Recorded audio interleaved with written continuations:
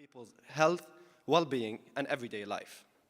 She created, produces, and hosts Palestinian Podcast, a podcast that brings the Palestinian narrative to the mainstream media. So please help me in welcoming Dr. Nadia.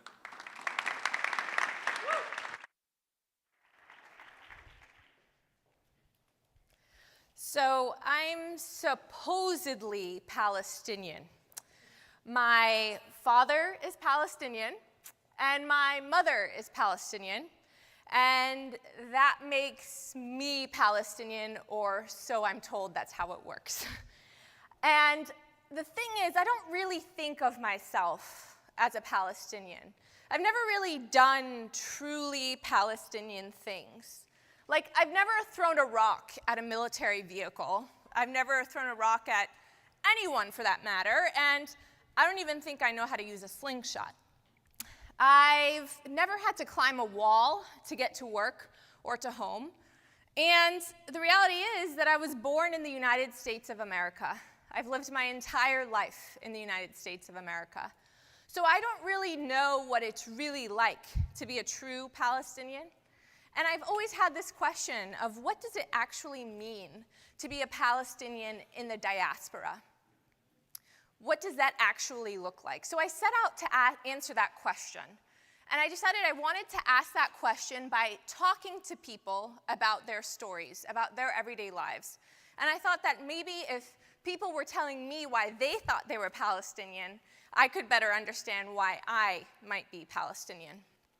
And so I went out and I aimed to collect stories from everyday people all over the world.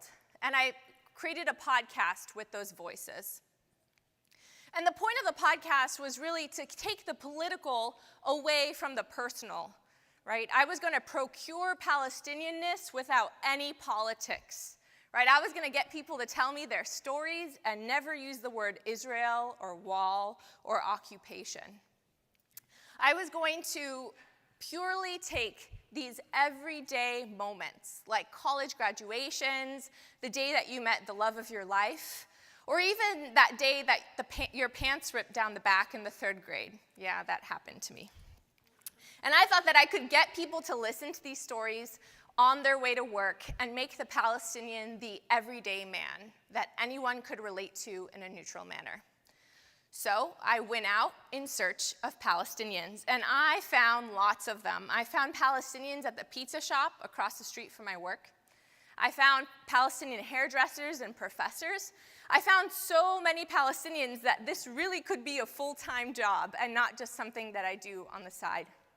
And while I'd like to tell you about all of the Palestinians I've met, I'm going to focus on 3 Palestinian stories and what I've learned from each of those Palestinians. The first Palestinian I'm going to tell you about is Munir. Munir always has been and always will be Palestinian. There should be audio playing at this point.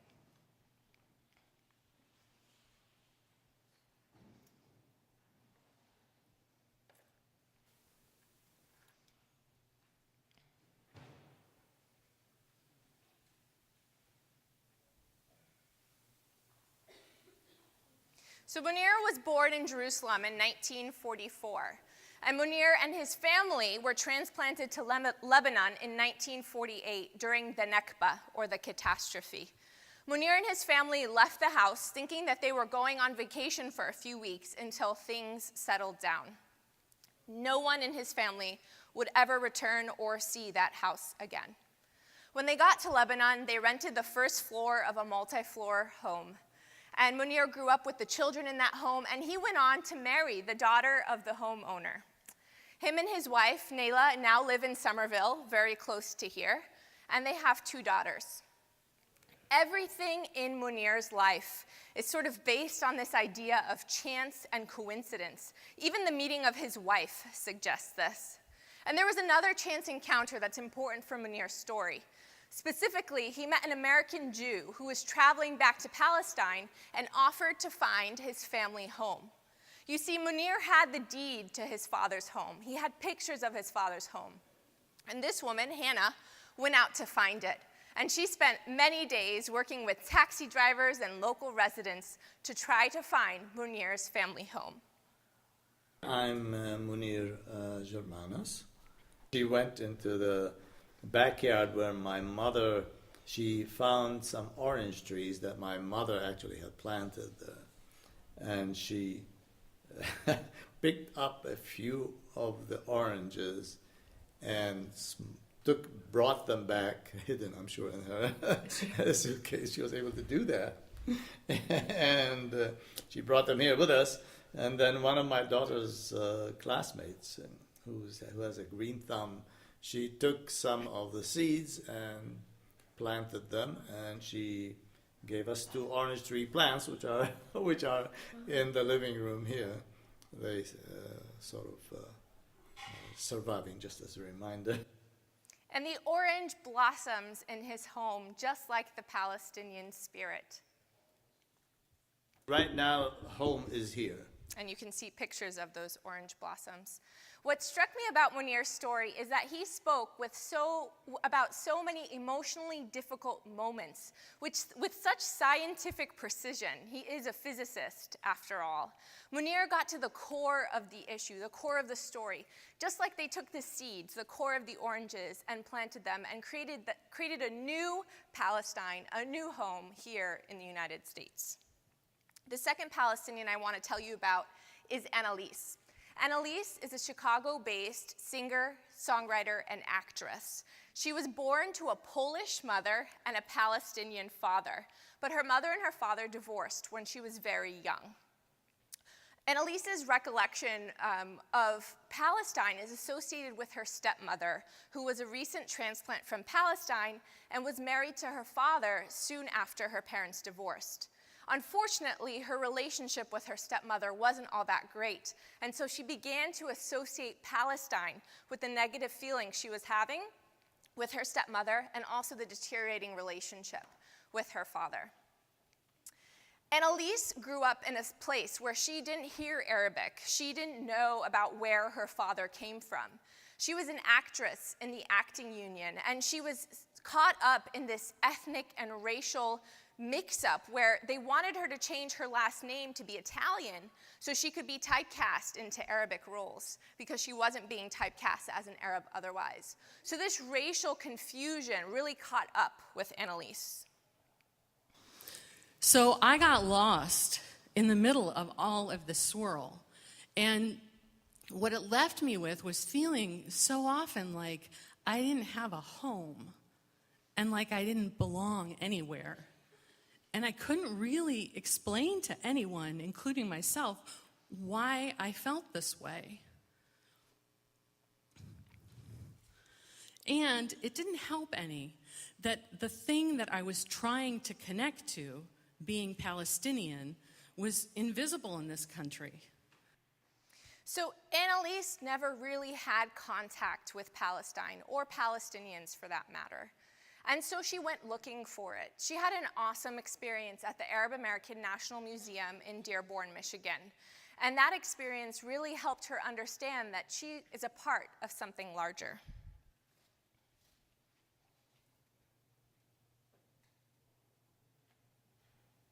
Should be playing.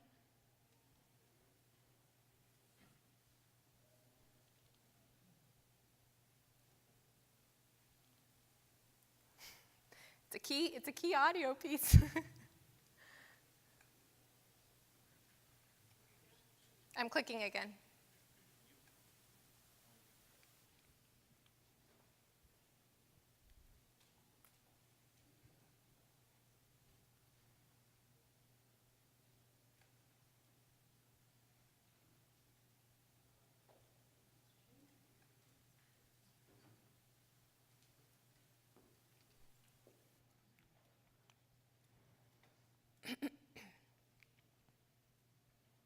Annalise went to the Arab American Museum and she realized that she had a people that actually did something in the United States, a people that actually contributed to the existence of the United States.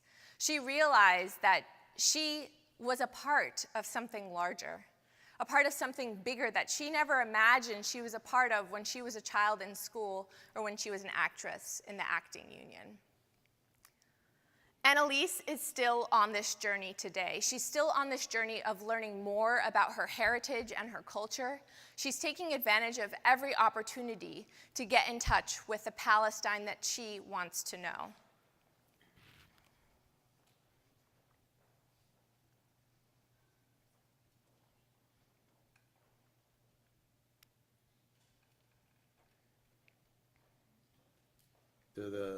Right now, home is here. So I got lost. It is filled with stories of Arab history and contributions, things I didn't even know about, and stories about the wide diversity in Arab cultures, and stories about famous Arab Americans. I just felt like it was the invisible made visible. And I was like, oh, I found them. Here they are. And then I thought, oh, I said they. What I really want to say is we. I want to say, here we are. I want to say, here I am. The third Palestinian I'm going to tell you about is Wafat. Wafat lives in New York City with her husband. She works in the private sector in technology, but she recently coined and authored a book called Tatriz and Tea. And this book really summarizes her experience with embroidery. Her mother is a folk artist and does a lot of embroidery work. Some of Wafat's childhood memories are filled with her mother's handiwork, with her mother's artwork. And she remembers sitting with her mother and her sisters working on different pieces. And what struck me about Wafat's story is that she was working on a trade that was passed down from her grandmother to her mother to her, from Palestine to Jordan to Syria and to the United States. With each stitch, she was remembering the past and making a promise for the future. And now, Wafat is pregnant with her first child, and she's thinking about how she can bring Palestine to that child.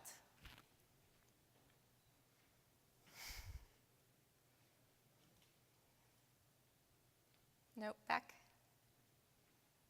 Trying to find home in my own hands, in the stitches that I create, in the tea that I make, and the cup that I'm holding in my hand. These are all connections to home, and I can bring home to my child, you know, much like my mother brought home to me. And it's